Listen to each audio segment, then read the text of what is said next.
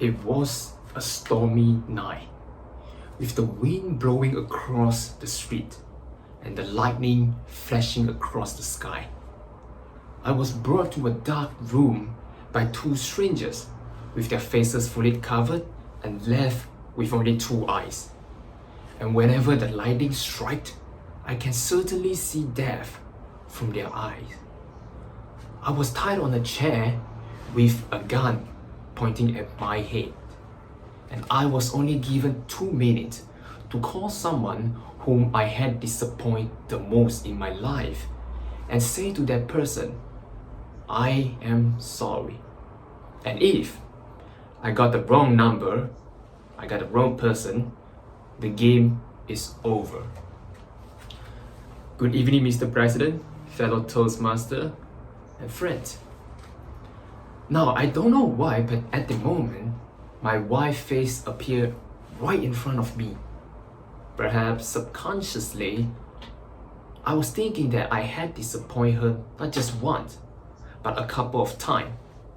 So I picked up the phone and I said to her, I'm sorry for disappointing you. Bang! I woke up, looked straight into the wall with my mouth wide open, and my palm was literally sweating. The dream was so real that I could even feel the pain on my head. I was terrified, but at the same time, I felt relief. Well, it is not because I'm still alive, but it is because deep down, I knew that I had never disappointed my wife until now. If not, I wouldn't have been killed, right? So, if it's not my wife, who else? Who else have I disappointed the most in my entire life? I couldn't stop thinking about it throughout the day, and it just kept appearing in my mind over and over again. It just seems like there is something deeper that the dream wanted me to figure out, and it was definitely one of the strangest feelings that I ever had. At the same night, guess what? I had the exact same dream again. The situation was the same. The instruction given was the same. But most importantly, I was the same, because I still got killed after making the damn call. It was 4:35 a.m. in the morning. I really didn't want to think about it and went straight for the cold shower. And when I looked into the mirror, I saw tears coming down my face. Now, it is not that I have never cried, but I only cried 2 types of tears.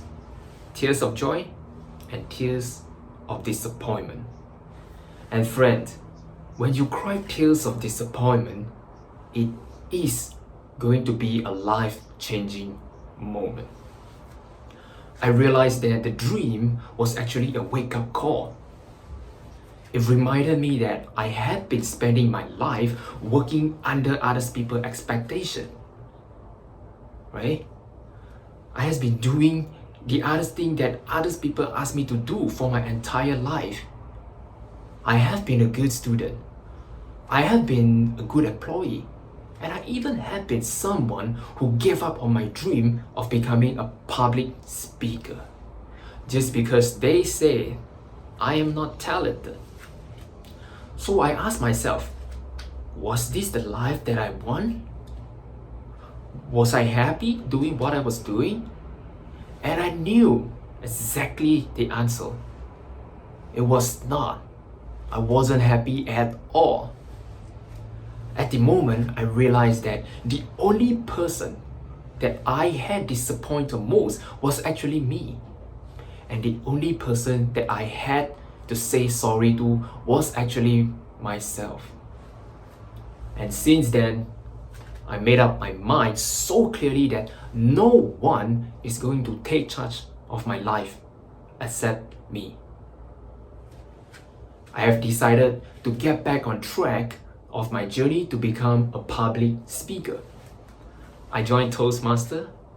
I invested in courses that might possibly get me closer to my dream. I kept learning and I never stopped. And fast forward today, I'm a dreamer, I'm a speaker, and most importantly, I'm able to be myself. I'm doing what I love doing every single day, but not just what the others ask me to do. Now raise your hand if you have been spending your life working on something just because somebody else asked you to do that. And I say no one should ever spend their life that way. You see, at the end of the day, it is your life. It is your path. It is your time, and you get to decide how you want to use it. So let me leave you with just one question. How do you want to live your life fully so at the end of your life, when you are lying on the bed, you are not going to look back and say to yourself, I am sorry. Back to you.